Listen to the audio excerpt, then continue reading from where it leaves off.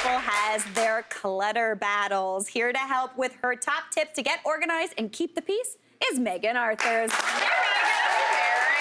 Okay, I'm feeling this one. Okay, what is it about clutter that can be such like a little sticky situation?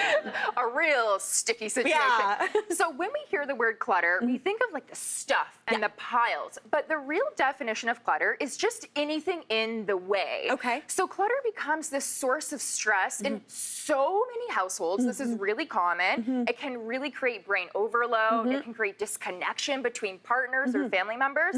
And these reasons add up over time, and then sometimes there's a little dispute. There's a little, it's one of those like, it's the last straw, and it can be the littlest thing, and you're like, ugh. Yes. Okay, got it. Well, we polled our studio audience today and narrowed it down to the top 4 things couples argue about when it comes to clutter. And today, we have 4 very brave audience members who are sharing their stories, and luckily, Megan is here to help. So first up, we've got Jolenta. Oh, hi. Hello. Okay, so what is your clutter issue?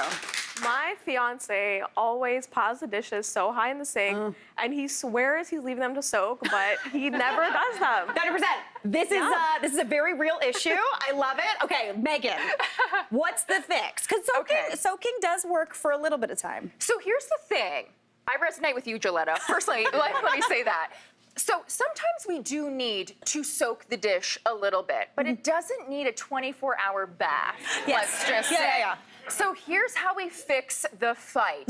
We're leaning into visual cues. Okay. Because when we want to create a new habit and pattern in our home and in our life, we forget about it because we're not used to it. So the visual cues we're going to go with are a timer. This is going to be your friend. Okay. A sponge, which many people have, and then a drying mat. And you're actually going to set these items up by the sink. Okay. So you're going to create a smart soaking rule. Okay. Where you allow a 60-minute. Oh, you're allowing an hour? Soaking session. Wow. Megan, I thought you were gonna be like 10 minutes or you're out. We're meeting halfway, Mary. We are meeting halfway. After 60 minutes, you have to deal with the dish. You're either washing and putting away, or you're rinsing and in the dishwasher, whatever process it is for you. But the timer is key here. So when you meet halfway, you both win. Do you know what I like about this? The timer's the enemy. Yes. Not the person who's like, clean the dishes. It's the timer's fault. Blame the timer. I always. like that. Okay, that is a good one. I hope that helps. Thanks so much for sharing. That was really good.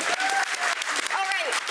Now, next up, we have Amy. Where's Amy? Hi, Amy. Okay, what's your clutter battle? Okay, so I have this chair in my room, and my husband, he puts his clothes on it, and he says it's just for now. Okay. But 6 months later, the clothes are just a mountain of clothes still. They're still there. Listen, Amy, I understand this, but I understand this from your husband's perspective because I'm the clean clothes chair haver too. I got that chair. Thanks so much. That was great. But I have this chair that is like stacked high where I'm like, they're not laundry yet, but they're not going to go away. Megan, what news do you have for Amy and my husband, Aaron? Amy, we hear you. Yeah. Okay, so instead of getting angry inside, which we do, we're gonna create a system. Okay. And it's a basket system. So typically when we talk about baskets, I say grab any basket, it doesn't matter. In this instance, grab 2 baskets that you actually like the look of. Okay. Because they are going to live on your bedroom floor for the rest of time. Okay. And they are going to be labeled to fold and to put away. Oh. Again, we're going with a visual cue here. So now the clothes aren't on the chair, they're in the basket. But I also want to quickly talk about a hook hack. Okay. Because if you are someone that struggles to put the clothing away, a hook is always going to outperform any other solution. Oh, yeah. So if you have an empty door or empty back of wall, your partner is much more likely going to hang that "this is not clean, not dirty" clothing on a hook than leave it on a surface. Okay. So lean into a hook if the basket isn't for you. Okay, I like this. This is good. Also, personally, I love a basket. Yes. I still love a pile. No. I love a rifle. Serious? I love being like, what's still clean? Okay, I love this. Amy, I hope that helps. Really, really good. Awesome job. All right, next up, we have Judy. Where's Judy? Oh, hi, Judy. Hello. Hi. What's your clutter battle? I have a massive explosion every time I walk in the door of shoes. Oh, yes. I live with my only child who has about 100 pair of size 12 shoes. Big that shoes. you can't hide. Yes. Okay, I love it. That is a great one. Megan, what's the fix here? Judy! Oh my goodness. I am a shoe police officer. Okay. Like, shoes drive me nuts as well. So here's the fix to the fight.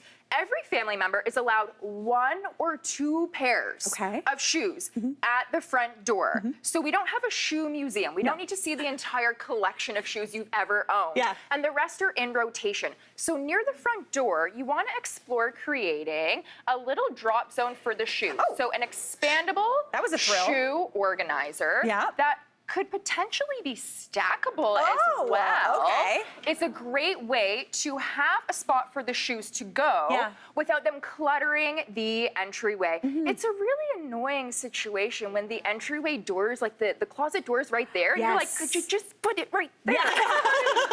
This is a good solution. I think this is a great solution. Also a great solution for any university parties. Remember going into those and it was just a giant situation of shoes and they're all the same. I like this one. I hope that helps, Judy. Thanks so much. Okay, last but not least, we have got Linda. Where's Linda? Oh, hi, Linda. Hi. What's your clutter battle? Okay, my husband has the biggest issue with our bathroom vanity with all of my skincare products. Littering, okay? So he can't even find his toothbrush. Okay, I love this. Megan, what's the fix? That's a tricky one, too, because a lot of the skincare products, they come in nice bottles now. I know. So they're cute. It's really hard, especially if there's a small square footage in there. So Yeah. what we want to do is create zones using clear products. So we have 2 solutions here. One is a Lazy Susan that has a higher perimeter. So this has different dividers in it that I've labeled mine and yours. Oh, I like that. So we can each put our own items there. Stackable drawers are also great, especially if there's not a lot of space on the vanity because we're working up or using the vertical height rather than sprawling out horizontally. Super accessible, super visible. I have to talk about labels real quick. Love a label. Because you gotta love your labels. Sometimes I help homeowners and I'm like, guys, put a label on. They're like, we know what a toothbrush is, Yeah. Megan. Like, thanks for coming over. Yeah. A label's like a stop sign. Yeah. Like when you're driving and you see a stop sign, you stop, you assess the situation, and then you proceed. The label does the same thing. You stop, you read it, and you're like, oh, I know exactly what's gonna live here, and I know exactly what is not allowed to live here. So this sort of helps create zones between you and your partner. Megan Arthurs, I love it. I hope that helps, Linda. That was awesome. Megan Arthurs, she's saving one relationship at a time. I'm gonna work on my clothes chair, everybody. That's what I'm gonna do tonight. Thank you so much. That was great. Thanks, Mary. Awesome. Hey, Mary here. What did you think? Drop your comments below and don't forget to like and subscribe for more of the good stuff.